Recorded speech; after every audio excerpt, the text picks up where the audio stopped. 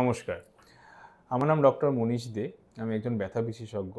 তো অনেক দিন তো আমি ভিডিও করছি এবং সেগুলোয় বিভিন্ন অসুখ-বিসুখ নিয়ে আলোচনা করা, সেগুলো ট্রিটমেন্ট, সেগুলো ম্যানেজমেন্ট নিয়ে আলোচনা করেছি। তো আজকে একটু অফ দ্য টপিক আলোচনা। তো আপনারা আমার কাছেই বা একজন ব্যথা বিশেষজ্ঞর কাছে কখন যাবেন, সেইটাই হচ্ছে আজকে আমার বক্তব্য। তো ব্যথার ব্যাপারটা মানুষ ওভারঅল এত বছর ধরে, এত দিন ধরে কিন্তু অনেক ক্ষেত্রে ইগনোর করে আসি আমরা। আমরা ভাবি যে ব্যথা হচ্ছে, ঠিক আছে কমে যাবে, পেইন কিলার খেলে কমে যাবে, আমরা ওষুধ কিনে নিই, পেইন কিলার খেয়ে আমরা ব্যথাটাকে কম রাখার চেষ্টা করি। বা নেহাত পক্ষে একজন মেডিসিনের ডাক্তারবাবুর কাছে যাই, খুব দরকার হলে সার্জারি ডাক্তারবাবু। এবার আমরা অ্যাজ এ পেন স্পেশালিস্ট আমাদের জায়গা কোথায় এই ব্যথার পুরো স্পেকট্রামে? আপনার যখন ব্যথার একটা স্পেকট্রাম আছে এবং অনেক পেশেন্টসই, অনেক রুগী আমার কাছে আসেন যে এই ব্যাপারটা তো আমরা জানি না, নতুন জানলাম, আমরা জানি না যে পেনের আলাদা স্পেশালিস্ট হয় এবং ইনফ্যাক্ট ব্যথার জন্য আলাদা ডাক্তারবাবুও আছে, সেটা নিয়েও আমাদের কোনো আইডিয়া ছিল না, এটা আমাদের কোনো মাথাতেই আসেনি।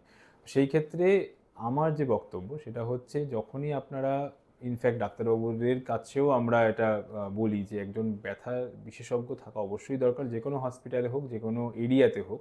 আর একটাই কারণ, সব ব্যথার কিন্তু পেন কিলারে কমে না, 1 নম্বর। 2 নম্বর হচ্ছে পেন কিলার বেশি খেলেও শরীরের অন্য অর্গ্যানগুলো সাইড এফেক্ট হয় এবং এটা সব ডাক্তারবাবুরাই জানেন এবং অনেক রুগীরাও জানেন।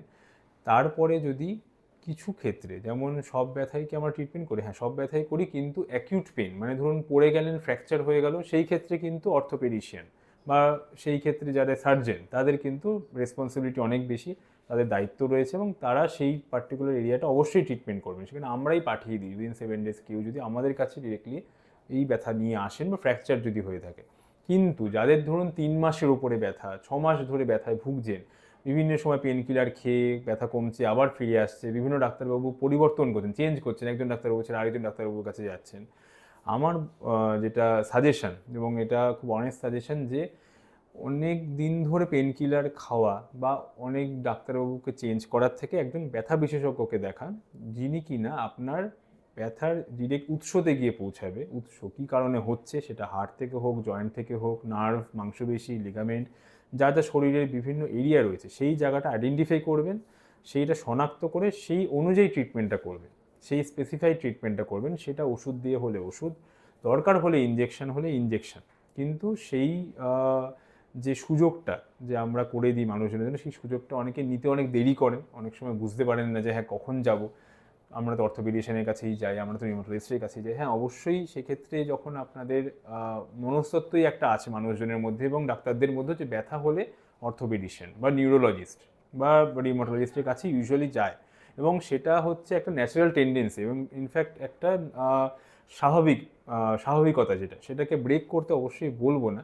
কিন্তু যখনই একটা ট্রিটমেন্ট প্রলং হচ্ছে, মানে ধরুন 1 মাস, 2 মাস, 3 মাস পেরিয়ে যাচ্ছে এবং ব্যথা আপনার কমছে না, এবং সেই ব্যথার ওষুধ দিয়ে হোক, ওষুধটা রিপিটেড আপনাকে নিতে হচ্ছে এবং আপনার উৎসটা আইডেন্টিফাই করা যাচ্ছে না, এই দুটো জায়গা আমরা স্পেশালাইজেশন করি, যে ব্যথার উৎসটা আইডেন্টিফাই করা এবং ওষুধ দিয়ে না কমলে ইনজেকশন দিয়ে ব্যথা কমানো। তো এই দুটো জায়গায় আমাদের স্পেশালিটি, এবং আপনারা সেই সুযোগটা যদি পান অবশ্যই সেটা নেওয়ার চেষ্টা করুন।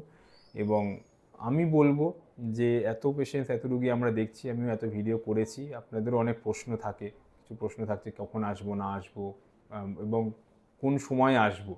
তো আমি বলবো যে খুব লেট করবেন না। 3 মাস 6 মাস হয়ে যাচ্ছে, তারপরে 2 বছর 3 বছর পরে পেশেন্টস আছে, 5 বছর পরে পেশেন্টস আছে, ব্যথা ট্রিটমেন্ট করে যাচ্ছে, ডাক্তারবাবু কমছে না বলে আপনার কথা জানলাম বলে আসলাম। তো সেই ক্ষেত্রে বলবো যে যারা ভুগেছেন অনেক দিন, সেটা তো কিছু করার নেই, এখন আপনারা জানছেন। কিন্তু যারাই নতুন জানছেন এবং যাদের ট্রিটমেন্ট ইনিশিয়াল যে অ্যাসেসমেন্ট হয়েছে, প্রাথমিকভাবে যে চিকিৎসা শুরু করেছেন, সেই মেডিসিন ডাক্তারবাবু হোক, অর্থোপেডিশিয়ান হোক, নিউমাটোলজিস্ট হোক, নিউরোলজিস্ট হোক, ফিজিওথেরাপিস্ট হোক, পিএমআর হোক, যে কোনো ডিপার্টমেন্ট ডাক্তারবাবুই করতে পারেন।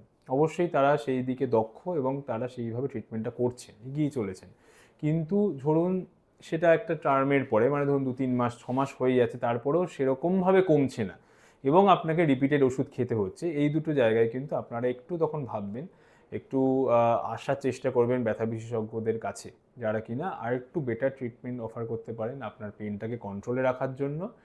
কি আমরা অফার করব, যে আপনাকে ধরুন ওষুধপত্র কমিয়ে দিয়ে ইনজেকশন দেওয়ার উপায় করে উৎসটা আইডেন্টিফাই করে কী আমরা দেবো, আমাদের আপনাদের কাছে কি সার্ভিস প্রোভাইড করব, সেটা হচ্ছে আপনি যে কাজটা করতে পারছিলেন না, যে কাজের মানে ব্যথার জন্য একটা কাজ মানুষের হারিয়ে যায়, কাজ করতে গিয়ে বাড়িতে বসে থাকে, অনেক সময় কাজ করার সময় অস্বস্তি ভাব থাকে, এটা ডিপ্রেশনে চলে যায়, অ্যাংজাইটি হয়ে যায়, ডিপ্রেশন হয়ে যায়, কাজের প্রতি ইচ্ছাটা চলে যায়। এই এতগুলো জায়গা আমরা আইডেন্টিফাই করি এবং আপনাদের ব্যথাটা অ্যাটলিস্ট টু সাম এক্সটেন্ট 60 থেকে 70 ভাগ কমিয়ে অন্তত চেষ্টা করি যেন সেই কাজটা আপনি ভালোভাবে করতে পারেন, কাজে যেন অস্বস্তি বোধ না থাকে, ডিপ্রেশন না হয়, অ্যাংজাইটি না হয়, এগুলো যাতে না করে আপনি নর্মাল জীবনে স্বাচ্ছন্দ্যে ফিরে আসেন। তো এইটা হচ্ছে আমাদের টার্গেট অফ থেরাপি হয় এবং এটাই আমরা অফার করার চেষ্টা করি সাধ্যমতো। তো অবশ্যই বলবো এই ভিডিওটা থেকে আপনাদের দুটো টেক হোম মেসেজ। একটা হচ্ছে 3 মাস 6 মাসের বেশি ব্যথা ভুগছেন, কষ্ট পাচ্ছেন, পেন কিলার খেতে হচ্ছে, অবশ্যই একজন ব্যথা বিশেষজ্ঞকে দেখাবেন। এবং আমাদের যে সার্ভিস আমরা আপনাকে দেবো সেটা হচ্ছে যে কষ্টটা আপনি পাচ্ছেন সেই কষ্টটা কম রেখে আপনি যাতে জীবনে ফিরে যেতে পারেন, জীবনের ঠিক তালে ফিরে যেতে পারেন, নর্মাল কাজের ছন্দে ফিরে যেতে পারেন, সেইটা আমাদের পুরোপুরি চেষ্টা থাকে। নমস্কার, সুস্থ থাকবেন, ভালো থাকবেন।